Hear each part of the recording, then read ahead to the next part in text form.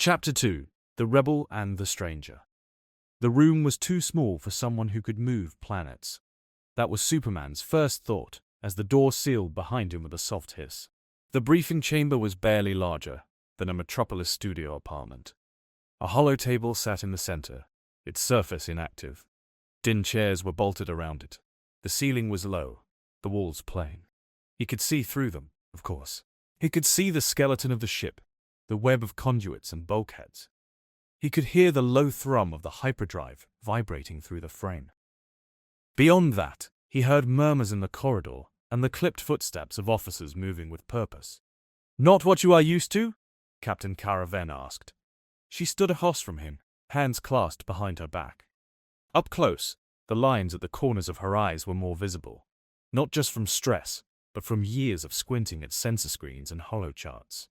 "I have had stranger days," he said, "though my usual debrief rooms have fewer stars moving that fast outside." She allowed herself a small smile. Hyperdrive takes some getting used to. Most grounders throw up their first time. "I am not sure my biology knows how," he said, "but I will let you know if that changes." The door opened again. A handful of people filed in and took seats around the table. Superman watched them with quiet curiosity. Two humans, in crisp uniforms, a younger officer with messy hair and a datapad clutched too tight, and a blue-skinned woman with short horns curving back from her brow. Her eyes were golden, pupils thin vertical slits. "Commander Tarek," Kara said, nodding to the older human officer. "Dr. Ref, Lieutenant Sailor, you have all seen the footage." They had. It was written in the way they looked at him. Fascination, caution, a flicker of fear. Kara touched the edge of the holotable. It hummed to life, projecting a three-dimensional image above its surface. Superman saw himself in pale blue light, frozen in a moment outside the ship, cape flared, arms outstretched. The tractor beam showed as a translucent cone of stylized energy between the Corvette and the looming wedge of the Star Destroyer. His figure glowed like some strange error in a simulation. "This is the moment he broke the lock," Kara said. "We did not lose the beam, the Destroyer did. It overloaded and cut out." Dr. Reth, the one with the messy hair, pushed his spectacles up his nose. Superman had not seen many people in this galaxy with eyeglasses. It made Reth feel oddly familiar. "He fought a capital-scale tractor beam by himself," Reth said. "I have seen records of heavy tugs straining against a destroyer's lock and failing. And he did it with his hands." "Then he disabled 15 TIE fighters," Lieutenant Seller added. She was the blue-skinned one. Her voice was low and even. "Without killing any of the pilots. We are tracking their distress beacons now. The destroyer is recovering them." Commander Tarek grunted. He had the weathered look of someone who had seen too many campaigns. "That means they will know we have something unusual," he said. "The Empire is not blind. They will analyze the sensor data. Whatever our friend here is, he will be on their list." Superman stayed quiet, letting them talk around him. It helped to see how they framed the situation, how they thought. These were not superheroes in costumes or alien warlords. These were soldiers and officers fighting a war with limited tools against a huge machine. He knew that dynamic. Kara turned off the holo and looked at him. "You introduced yourself as Superman." "Yes." That is not a codename I am familiar with," Commander Tarek said. "Where are you from, exactly?" Superman rested his hands on the back of an empty chair. It creaked under his fingers, even though he was careful. "A planet called Earth," he said. "In another galaxy. In another universe. I know that sounds impossible." "In this room," Reth said, "impossible is losing relevance quickly." "Earth," Seller repeated slowly, tasting the unfamiliar word. "Never heard of it. Even in the Outer Rim charts." "That is because it is not in your charts," Superman said. "Where I am from, you are the ones in the stories. A long time ago, in a galaxy far, far away." The silence that followed that was odd. It had the shape of something like recognition. Kara's eyes flicked briefly toward the ceiling, as if it's some private memory. "I will be honest with you," Superman continued. "The device that brought me here was not meant to. It malfunctioned.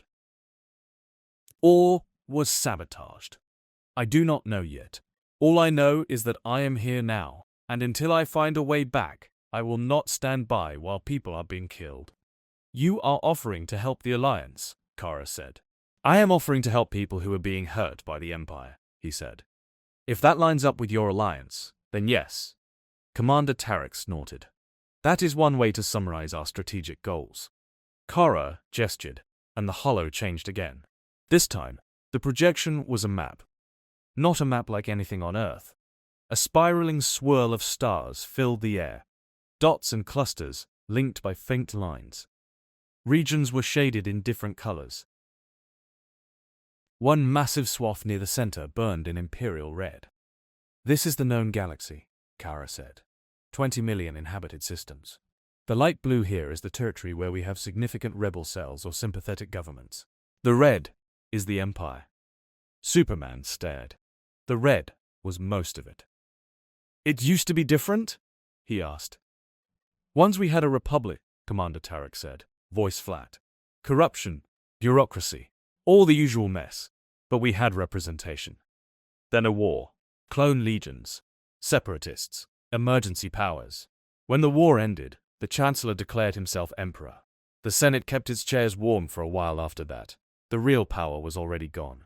The hollow zoomed in on a particular region. A single star flared yellow for emphasis. Alderaan, Kara said softly. The star symbol blinked out. In its place, a hollow sphere adhered. Then that sphere shattered outward in a hauntingly slow explosion. The Death Star, Sella said. A battle station with a planet-killing superlaser. The Empire used it to make an example. Superman felt something twist in his chest. It destroyed an entire planet in one shot. Kara's jaw tightened. Billions of lives gone in seconds. We managed to destroy the station afterward, but the message had already been sent. The Empire can build more, and it will, one way or another. He watched the hollow representation of Alderaan's destruction. It was simplified, a training simulation.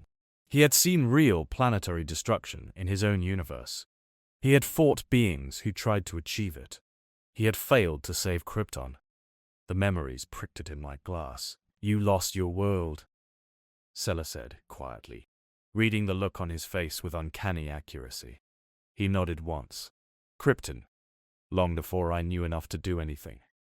We all carried ghosts, Commander Tarek said. Welcome to the club. Kara turned off the map. The room felt smaller again, without the stars. Right now, you are on the edge of something big, she said to Superman. The Empire has tightened its fist since we destroyed their station. They are hunting us harder than ever. Our alliance is fragile. A symbol matters. A symbol, he said. You mean you want me to be some kind of Jedi for you? The Jedi are gone, Reth said. The Emperor took care of that. Not entirely, Sella countered. There is Skywalker. Skywalker is one pilot with a lightsaber, Tarek said. He is good, but he is not an army. Superman latched onto the unfamiliar word he had already heard once. Jedi, he repeated. That is the second time someone has used that term, and the second time someone mentioned a lightsaber. I am at a disadvantage here. Where I come from, there are no Jedi. Jedi were an order of warriors and peacekeepers, Kara said. They could manipulate an energy field that flows through all living things. The Force, Sella added. It binds the galaxy together, lets a trained mind move objects, read thoughts, sense danger. A Jedi could deflect blaster bolts with a sword of light, leap impossible distances, see visions of the future. Superman raised an eyebrow. Sounds like a metahuman with magic and a laser sword. No idea what a metahuman is, Reth said. But yes, that is the gist. He thought of John, of Zatanna, of Diana. Different powers, different rules, but the same thread. People who could reach into the fabric of reality in ways others could not. I do not use the Force, Superman said. My abilities come from somewhere else. My people were different. Under a star like yours, we become something more than human. Stronger, faster, harder to break. Under a star like ours, Reth repeated. You mean a class Grams, main sequence star, with yellow output. He gave a little half shrug. You say grams, I say yellow. Where I am from, Our scientists call it a yellow sun. My homeworld orbited a red one. Under that, we were ordinary. Reth's eyes lit up with hungry curiosity. Stellar radiation interaction with alien biology, he muttered. Fascinating. If we could isolate the cellular mechanism that allows such energy conversion, we might be able to. Doctor, Kara warned. Reth coughed. Right. Not the time. I apologize. It is all right, Superman said. Where I come from, I have been poked and prodded by friend and foe alike. Just be honest with me, if you need to run tests. And remember, I am a person, not a weapon. Kara's gaze flicked to the frozen hollow image of him bracing a Star Destroyer's tractor beam. The temptation to see you as a weapon will be strong in this war, she said, on both sides. I know, he said. He had seen governments salivate at his power before. He had spent years making it clear that he belonged to himself. We need to inform High Command, Commander Tarek said. If the Empire is going to hunt him, we cannot pretend he does not exist. And frankly, we cannot ignore an asset like this either. Superman did not flinch at the word asset, but something in him cold. Kara noticed. You will have a say in what you do, she said to him. We are not the Empire. We do not chain our allies. He nodded slowly. Then I am with you, for now at least, until I understand this place better, until I know if there is a way back. Reith cleared his throat. Speaking of understanding, with your permission, I would like to run a non-invasive scan. No needles. Our med droids are already confused. Med droids? Superman echoed. Medical robots, Sella translated. You will like them. They complain less than organic doctors. He smiled, despite everything. Lead the way, Doctor. Kara watched as Reth and Sella stood. We drop out of hyperspace at our rendezvous in 4 hours, she said. Rest if you can. Eat. Get used to the ship. When we arrive, there will be more questions. I will be ready, he said. He left the briefing room with Reth and Sella flanking him. Crew members stepped aside in the corridors, eyes wide. He felt their gazes on his back like small weights. Whispers followed him. Did you see what he did to the fighters? Looks like some kind of human. But did you see the symbol? Maybe he is one of those clone experiments the Empire did in the unknown regions. He let the chatter wash over him. It was not that different from the first days in Metropolis, when reporters had called him an angel, a demon, an alien invader. He passed a viewport and paused. Hyperspace looked like someone had stretched the stars into long glowing threads. A blue tunnel of light surrounded them, rippling faintly.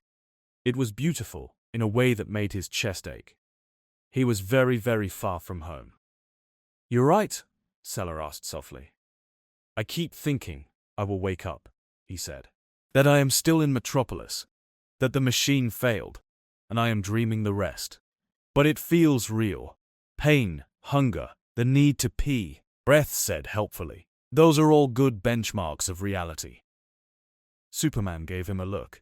Only one of those is a regular visitor. They reached the medbay.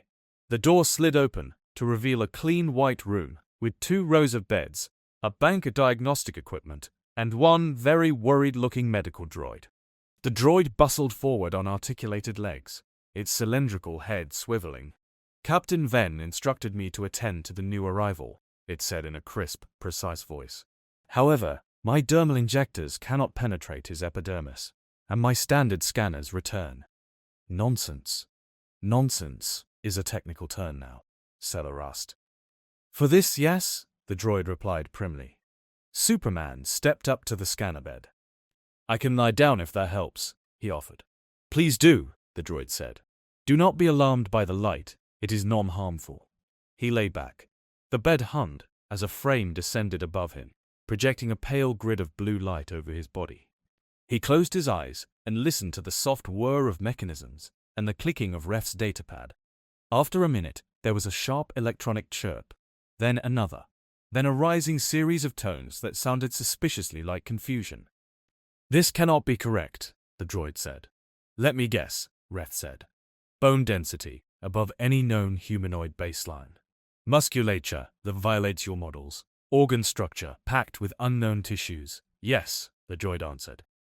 And also, his cells are luminous. Superman opened one eye. Luminous. Not in the visible spectrum, the droid clarified, but they emit a steady radiation signature. It is as if every cell in your body is a tiny power reactor. That would explain a lot, Reth murmured, scribbling notes. Gravitational stress resistance, kinetic absorption, directed energy tolerance. Am I safe to be around? Superman asked, an old fear flickering in him. On my Earth, I do not leak enough radiation to hurt people. Is it the same here? The droid ran a quick calculation.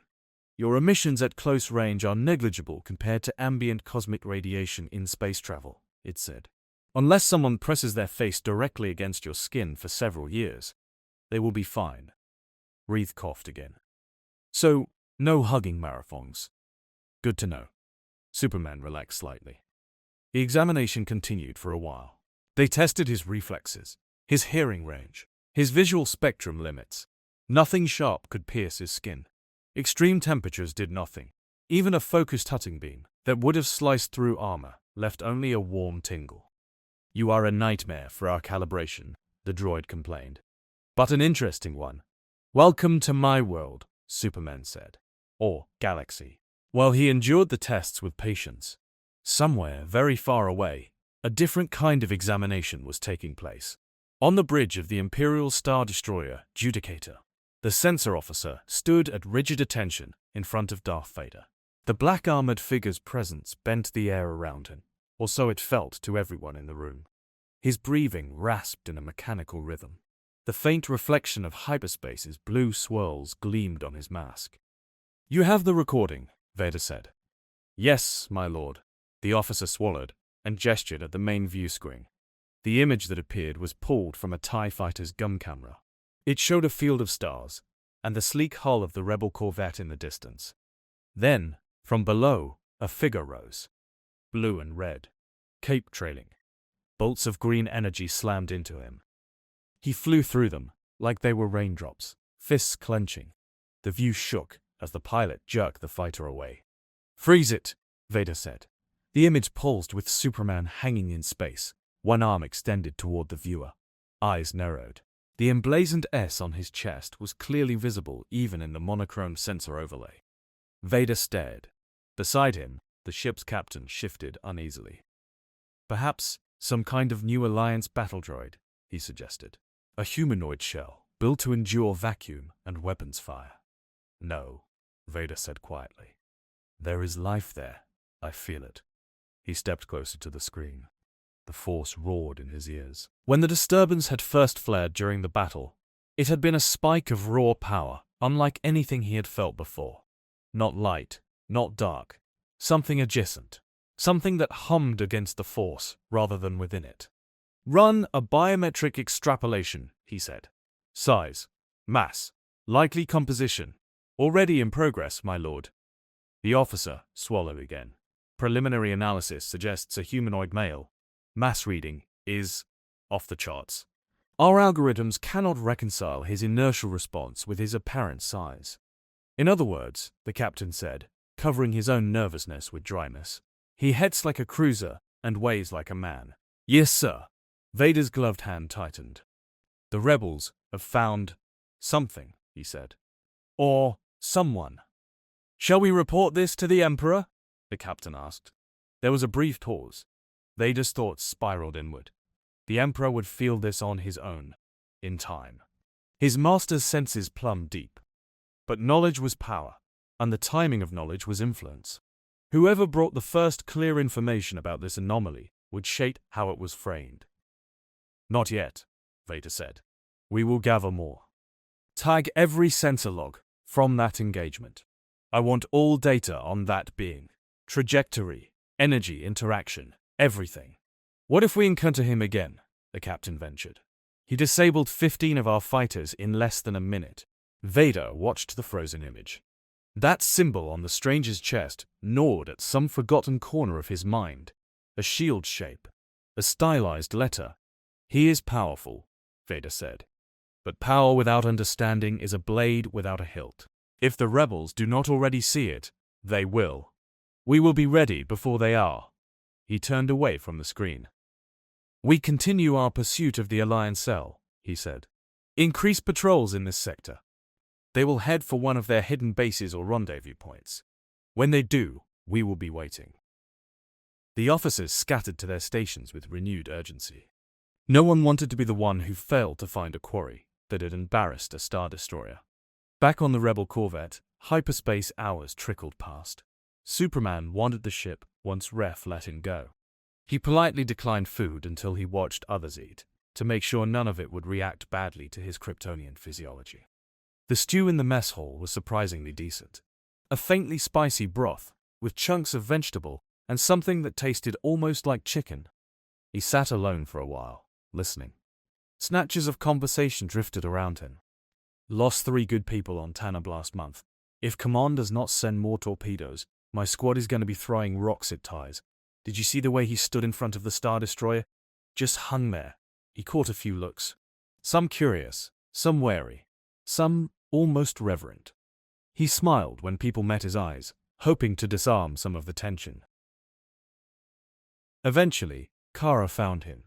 "You are popular," she said, sliding onto the bench opposite him with a metal cup in hand. "I am noticeable," he corrected.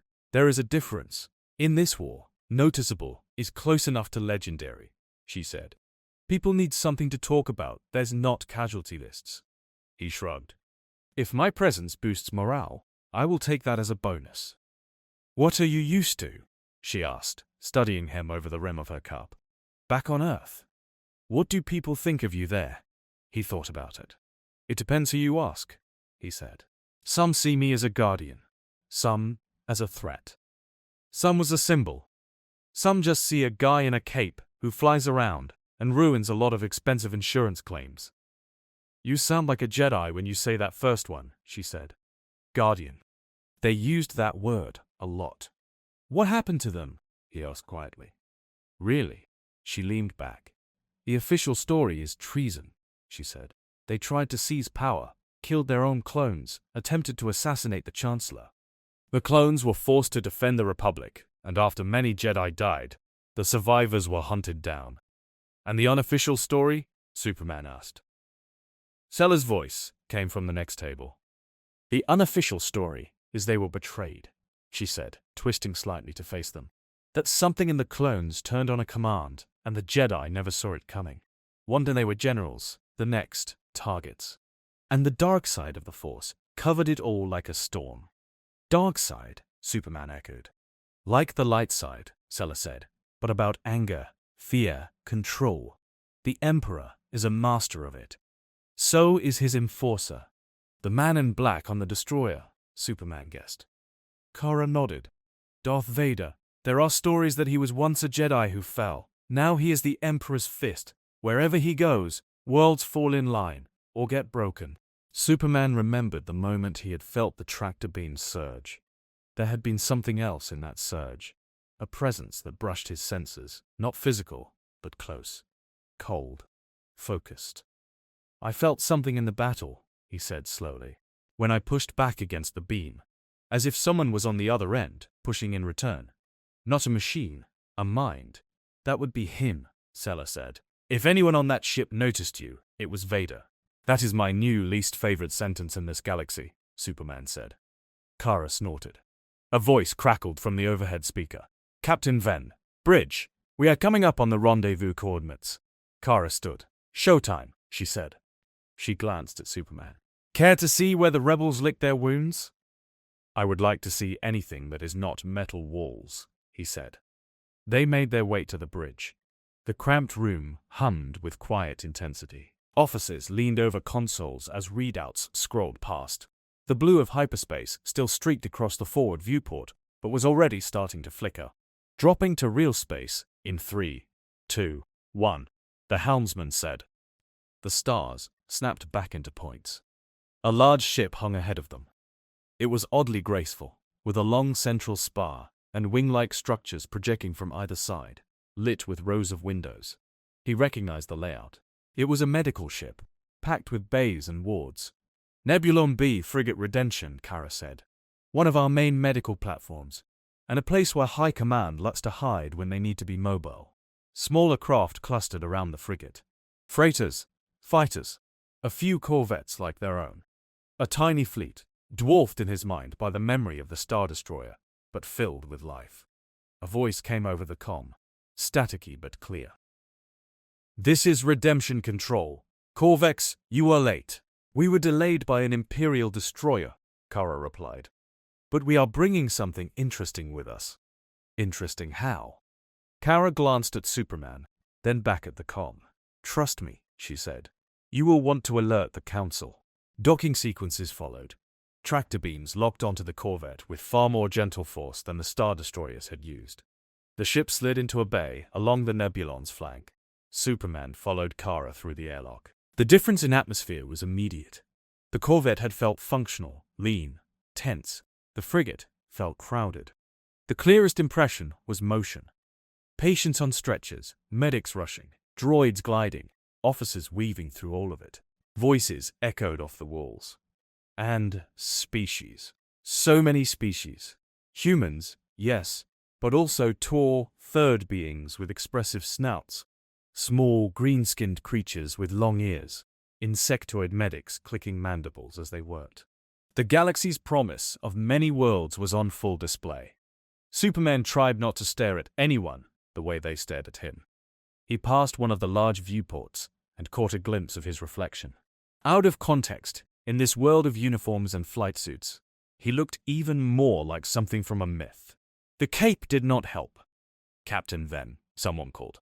A woman in a flowing white gown, her hair braided in intricate loops, approached with 2 officers in tow. She wore no rank insignia, but the way people parted for her spoke louder than any badge. "Counselor Mothma," Kara said, coming to a respectful half-bow. "I did not expect you in this sector. The Empire has been pressing hard near Sullust," the woman said. Her voice was calm, but her eyes were keen. "High Command needed to oversee the evacuation in person. Then we received your encrypted burst. A Star Destroyer engagement, tractor anomaly, fighter losses, and a single individual at the center of it." Her gaze moved to Superman. He inclined his head politely. "Consular," he said. "My name is Superman." Her lips quirked. "Just a little." "I have heard stranger names," he said. "Mon Mothma, former senator of Chandrila, current figurehead of this ragtag rebellion. Leadership tends to have long titles, where I come from too," he said. "You claim to be from another galaxy," she said. "That will have to be a story for a calmer moment. For now, I will ask one question. Yes? Are you opposed to tyranny?" she said. "Truly opposed, not just in word, but in deed." His answer came without hesitation. "Yes." "Are you willing to stand with those who have very little, against someone who has very much?" "Yes." She studied him for a long heartbeat, as if weighing those answers against the image she had seen in the sensor footage. "Then, for the moment, that is enough," she said. "We will need to discuss a great many things. Your abilities, your limitations, the Empire's potential reaction to your presence. But the simple fact is this: we are losing. Even with our recent victories, the Emperor's reach grows. We need hope that can punch through Durasteel. Punching is one of my better skills," he said. She almost smiled again. "Good. Captain Venn, get him settled in guest quarters. We will convene a council session in 6 hours. And Captain, good work surviving a Star Destroyer engagement." "Could not have done it without him," Kara said. Mon Mothma nodded to Superman. "The Empire will not ignore what you did," she said. "Vader will feel the disturbance you created. The Emperor will sense it too. They will come for you." "Let them," he said quietly. "I have dealt with tyrants before." "Be very careful with that confidence," she said. "The Force is not like anything in your world. It twists, it binds, and in the Emperor's hands, it corrupts good people faster than you might believe." He thought of heroes who had fallen in his own world, of friends who had turned dark, then clawed their way back, or not at all. "I will keep that in mind," he said. As Kara led him away, Sella caught up, her stride quick. "Counselor Mothma did not mention it in front of half the deck," she said, half under her breath. "But you should know. When they call the council, one of the people they invite these days is a Jedi, or the closest thing we have to one. The Skywalker you mentioned, Superman, Dest." She nodded. "He is out on a mission right now, but Command will want him here.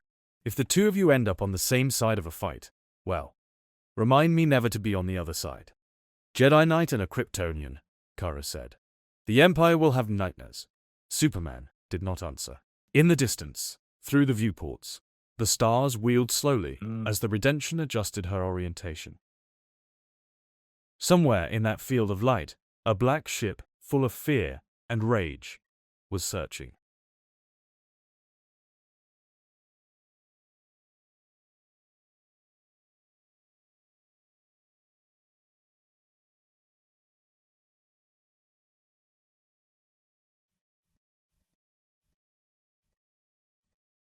He could almost feel the eyes behind that mask, looking for him. He did not know yet how the Force worked, but he knew the rhythm of conflict when he heard it building. I have been the symbol of hope before, he thought. I can be it again, even here. He glanced at the stylized S on his chest. On Krypton, it had been a family crest. On Earth, it stood for hope. In this galaxy, among these people, it did not mean anything yet. He intended to change that. Show me to my quarters, he said to Kara. Then show me how this alliance fights. He needed to know the shape of this war before the war found him. Because somewhere in the dark, Darth Vader had already turned his ship, and the Emperor, sitting on a cold throne light years away, was beginning to smile.